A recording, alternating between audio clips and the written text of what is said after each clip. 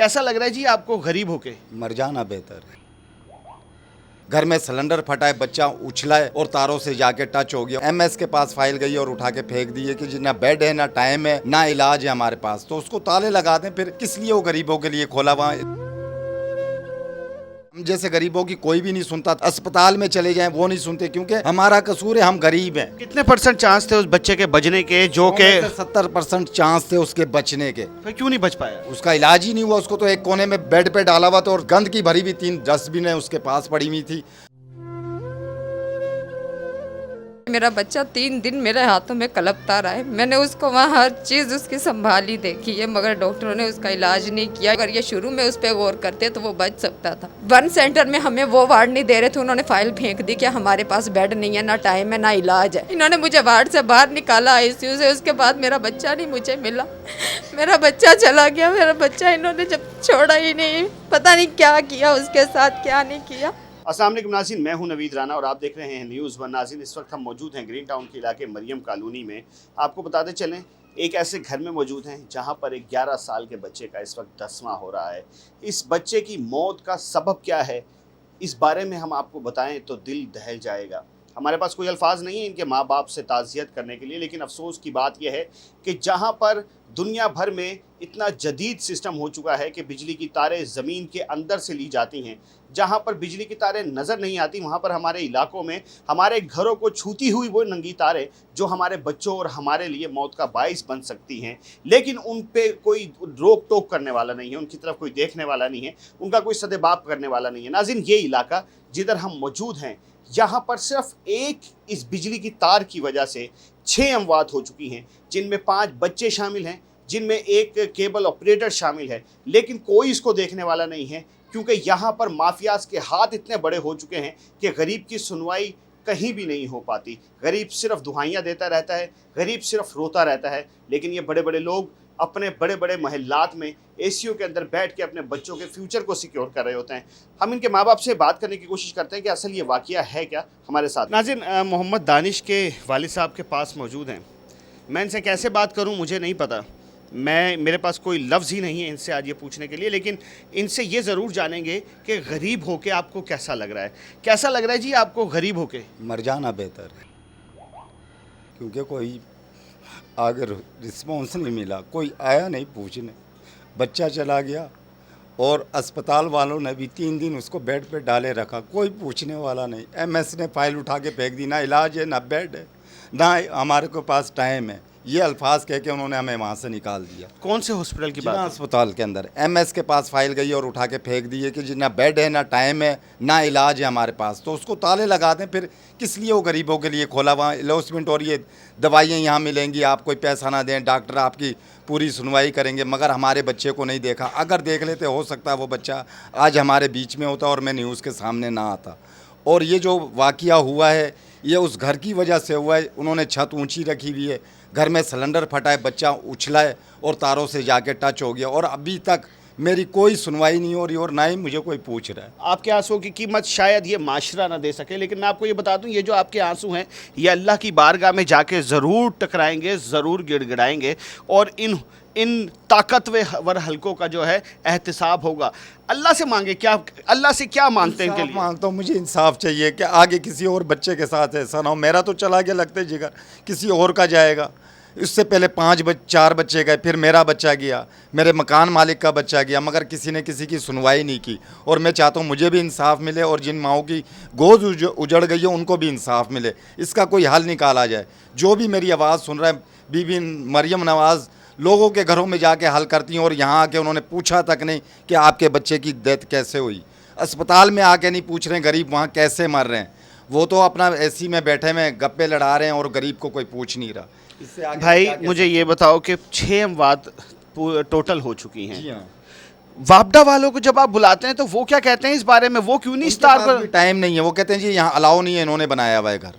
भाई वो पैसे, हम उनको पैसे दे रहे हैं, अलाउ कैसे नहीं है? वो कैसे नहीं हटाएंगे? वो हम जैसे गरीबों की कोई भी नहीं सुनता। थाने चले जाएं वो नहीं सुनते, वापडा के पास चले जाएं वो नहीं सुनते, अस्पताल में चले जाएं वो नहीं सुनते, क्योंकि हमारा कसूर है, हम गरीब हैं। अगर यही पैसा बंगला होता हमारी भी सब सुनते। हमारे पास कुछ है ही नहीं देने के लिए, रिश्वत चलती है, सिफारिशें चलती हैं। हमारे पास ये दोनों चीज़ें नहीं हैं, ना रिश्वत है ना सिफारिश है।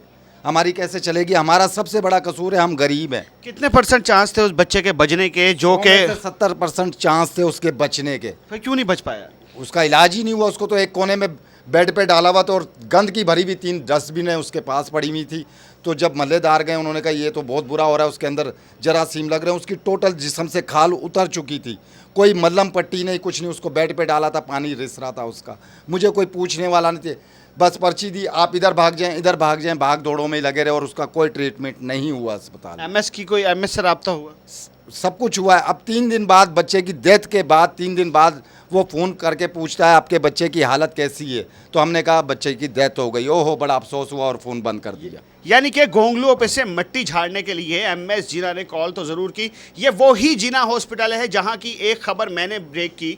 ये वही जिना हॉस्पिटल है कि जहां पर यूनियन माफियाज ने ना सिर्फ जाली डॉक्टर्स को भर्ती किया हुआ था, बल्कि वो डॉक्टर्स के जो यहाँ पर मौजूद नहीं हैं, वो डॉक्टर्स के जिनके डॉक्यूमेंट्स यहाँ के नहीं हैं, वो डॉक्टर के जो जाली डॉक्टर्स हैं वो लाखों रुपये मंथली खा रहे थे और उन पर एक्शन भी हुआ। लेकिन आज तक इस जिना हॉस्पिटल के हालात ये कि जू के तू ही है। मैं ये कहूँगा आज भी वहाँ कोई काबिल डॉक्टर एक भी नहीं। अगर 1000 डॉक्टर है तो एक काबिल डॉक्टर मुझे वहाँ से निकाल कर दिखाएं कि ये काबिल डॉक्टर है। कल के नौजवान बच्चे वहाँ भर्ती किए हुए और कोई लाहौर शहर का है ही नहीं।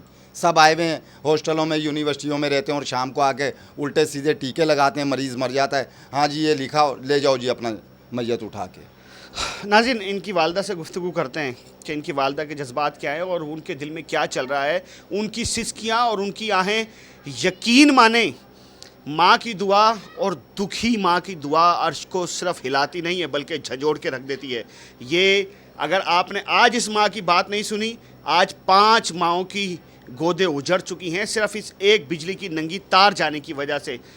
ये ना हो कि कल को आपको खुदा के सामने सिर्फ पछतावा हो। इनकी माँ से गुफ्तगू करते हैं। डॉक्टर इलाज नहीं कर सकते तो हॉस्पिटलों को ताला लगा दें, क्योंकि मेरा बच्चा 3 दिन मेरे हाथों में कलपता रहा है। मैंने उसको वहाँ हर चीज़ उसकी संभाली देखी है, मगर डॉक्टरों ने उसका इलाज नहीं किया। यहाँ तक कि हमें ये भी नहीं बताया कि अंदर से बच्चे का क्या हाल है, अंदर उसके कितना इन्फेक्शन फैल गया या उसकी क्या सूरत हाल है, हमें ये तक नहीं बताया गया।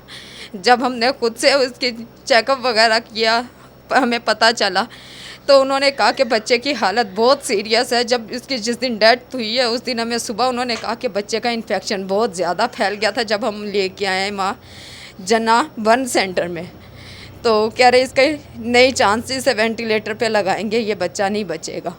इन्होंने हमसे फिर भी मेडिसिन मंगवाते रहे, ना उसको इन्होंने पानी पीने दे रहे थे, ना उसको कुछ खाने दे रहे थे, ना उसकी कोई मेडिसिन कर रहे थे, कुछ भी नहीं उसका ख्याल किया। 3 दिन उसको वैसे ही उन्होंने जिना वार्ड में रखा, उस पर कोई गौर नहीं किया। अगर ये शुरू में उस पर गौर करते तो वो बच सकता था, मगर जब इन्होंने देखा इन्फेक्शन बढ़ गया, फिर हमें बता के कह रहे बच्चे की सूरत हाल बहुत ख़राब है, हम नहीं बचा सकते, इसको ले जाओ। कुछ भी नहीं किया। बच्चे को जब इलाज नहीं कर सकते थे तो हमें पहले कह देते हम अपने बच्चे का इलाज कहीं और से करवाते, मगर उन्होंने कहा कि अगर यहाँ से लेके जाना है हमें लिख के दे के जाएँ, दोबारा हम इनको हाथ नहीं लगाएंगे, क्यों नहीं चेक नहीं करेंगे। और वैसे भी उन्होंने जो चेक किया, एक डॉक्टर ने मुझे स्लिप बना के दी कि ये मेडिसिन इसको लगानी है और इसकी ड्रिप नहीं रुकनी चाहिए।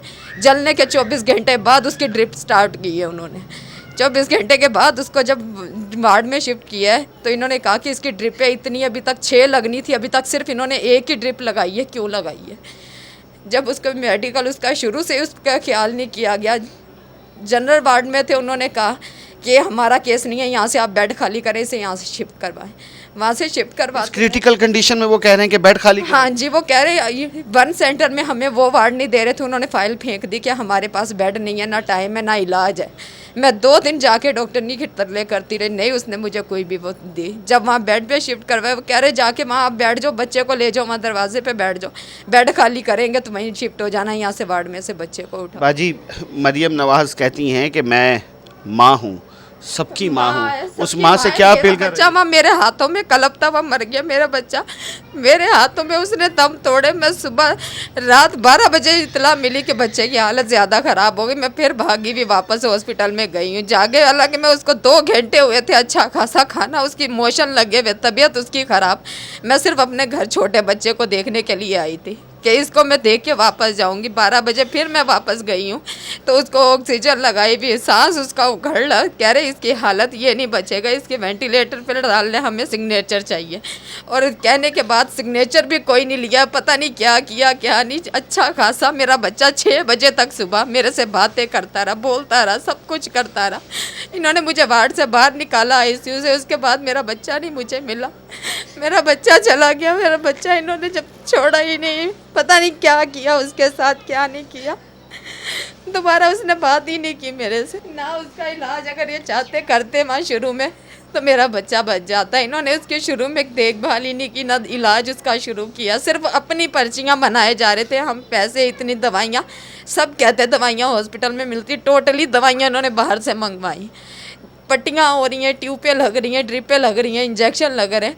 मेरे बच्चे को शुगर नहीं थी, शुगर की पूरी किटें मेरे से मंगवाते रहे, ला के मैं देती रही हूँ। मेरे बच्चे का फिर भी नहीं इलाज किया, कहाँ गया वो सारा सामान। मरियम नवाज साहिबा, आपके सारे दावे हवा में उड़ चुके हैं, आपके सारे दावे ज़मीन बोस हो चुके हैं, आपके सारे के सारे दावे मनो मिट्टी नीचे जा चुके हैं कि दवाइयाँ फ्री मिलेंगी, गरीबों का ख्याल किया जाएगा। फ्री नहीं है, कुछ भी नहीं है। सारी दवाइयाँ टोटली जितनी मेरे बच्चे की लगी हैं सारी मैं बाज़ार से ला के देती रही हूँ। और ऊपर से उन्होंने मुझे फ़ाइल भी नहीं देखने दी कि मेरे बच्चे का क्या इलाज करवा रहे हैं और क्या नहीं, और क्या उसका ट्रीटमेंट चल रहा है। इन्होंने कोई फ़ाइल नहीं हमें दी, कोई पर्ची नहीं, सिर्फ एक कागज़ के ऊपर दवाइयाँ लिख के देते थे, ये जाके मेडिकल स्टोर से ला के दो, और जो कंप्यूटराइज स्लिप है वो भी हमें ला के दो। मरियम नवाज साहिबा से अपील करें, इन डॉक्टर्स के बारे में, इन वापडा वालों के बारे में क्या अपील करेंगे? इनसे अपील करें, वो सुनेंगे आपकी बात। कि मेरा बच्चा चला गया है, अगर हॉस्पिटल में इलाज नहीं करवा सकते ऐसा तो हॉस्पिटलों को ताले लगा दो, और वापडा का अगर नहीं ये कर सकते कुछ भी तो ताले भी उतार दो।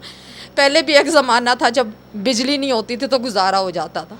बिल्कुल ठीक कह रही हैं, ये नहीं होंगी, कम से कम माओ की गोदे तो नहीं उजड़ेंगी। ठीक कह रही हैं नाज़िन, इनकी संभाला है, कैसे मैं उसके बगैर गुजारा कर रही हूँ या कैसे रह रही हूँ। मेरे बच्चे सारे बीमार पड़ ले, हर वक्त उनके ज़ुबान पे नाम होता है, बच्चों को नहीं सब्र आ रहा, बड़ा कैसे कर ले। ठीक कह रही हैं आप नाज़िन। इनकी फुप्पो से गुफ्तगू करते हैं। घर का माहौल इस वक्त बहुत ज़्यादा अजीब हो चुका है और मेरे से प्रोग्राम करना बहुत इस वक्त मुश्किल हो चुका है। फुप्पो से गुफ्तगू करते हैं। नाज़िन, उस 11 साला मासूम की फुप्पो हमारे साथ मौजूद हैं। सुना क्या बल्कि देखा भी है कि भतीजे फुप्पों के बहुत प्यारे होते हैं। तो मेरी क्या जान था, मैं आपको क्या बताऊं, जिस दिन से वो गया मेरे जिस्म की जान निकली हुई है, मेरा सीना छन्नी छन्नी हो गया है। मैं आपसे सिर्फ एक गुजारिश करती हूँ मरियम नवाज से, जो भी है इधर के, खुदारा इस बिजली को जो ऊपर तारे हैं ना वो ख़त्म कर दी जाए। बच्चा, हमारा बच्चे खेलने जाते हैं, वो बच्चा का सिर्फ ये गुनाह था बेचारा, वो बॉल लेने चला गया, उसको नहीं पता था वहाँ उसकी मौत उसको इंतज़ार कर रही थी। आप ऊपर एक दफ़ा विज़िट करें जाकर, नंगी ऐसी बिल्कुल इतना सा बच्चा वो तार पकड़ सकता है, तो वो मालिक कैसा है जिसने ये घर बना लिया, उसको क्यों खौफ नहीं आया? उसकी औलाद नहीं थी, 5 बच्चे 4 बच्चे चले गए, हमें इतना ही बता देते कि ऊपर हम तो कभी गए नहीं, और भी बच्चों की जानें गई हैं, वो भी माएँ उनकी भी गोद उजड़ी है। और जो हमारा बच्चा गया ना, हमारे दिल से पूछे, हमारी इस वक्त जान नहीं है, हमें नहीं पता दुनिया में क्या हो रहा है और क्या नहीं हो रहा। इस वक्त मेरा सीना छन्नी छन्नी है, हमारे बच्चा हमारी जान था। मेरा बेटा उसके साथ का है, दोनों एक ही महीने में पैदा हुए थे। मैं अपने बच्चों को देखती हूँ चलते फिरते तो मैं छन्नी छन्नी हो जाती हूँ। मैं उस दिन से, मुझसे यकीन करें ना, दिन की होश और ना रात की होश है मुझे। उस दिन से जब मेरा बच्चा उठता बैठता चलता फिरता है, मुझे अब वो बच्चा याद आता है, वो भी ऐसे ही करता था। हमें सिर्फ हम इंसाफ चाहिए, हमें कुछ नहीं, हमें इंसाफ दिलाया जाए, आपकी मेहरबानी। मरियम नवाज साहिबा और वो तमाम ताकतवर हल्के कि जिन्होंने इस मुल्क की भागदौड़ संभाली हुई है, ये घर और वो 11 साला मासूम आपकी इंसाफ का तलबगार है। वो तलबगार है इस चीज़ का कि इन नंगी तारों को इन इलाकों से दूर किया जाए ताकि और कोई बच्चा इस करंट के हाथों इस दुनिया से ना जाए, इन नंगी तारों की नज़र ना हो। वो इंसाफ का तलबगार है इस चीज़ का कि वो हॉस्पिटल्स के जो आपने करोड़ों रुपए जिनका बजट मुख्तस किया जाता है पूरे साल, उधर डॉक्टर नापैद हैं, उधर डॉक्टर्स ना होने के बराबर हैं, और जो डॉक्टर्स हैं वो सारे के सारे जाली डॉक्टर्स बैठे हुए हैं कि जो वो बच्चा कि जो जी सकता था 3 से 4 दिन उनकी लापरवाही से कि उस बच्चे को नहीं देखा गया, आज वो बच्चा इस दुनिया फ़ानी से चला गया है। उम्मीद का तलबगार है वो 11 साल का बच्चा, उसकी माँ उसके अहलो अयाल, उसके तमाम अजीज़ व कारब। कमेंट सेक्शन आपके पास अपनी राय का इजहार कीजिए। अपने मेज़बान नवीद राना को इजाज़त दें इस उम्मीद के साथ कि अब अपना बहुत ख्याल करेंगे। अल्लाह हाफ़िज़ व नासिर।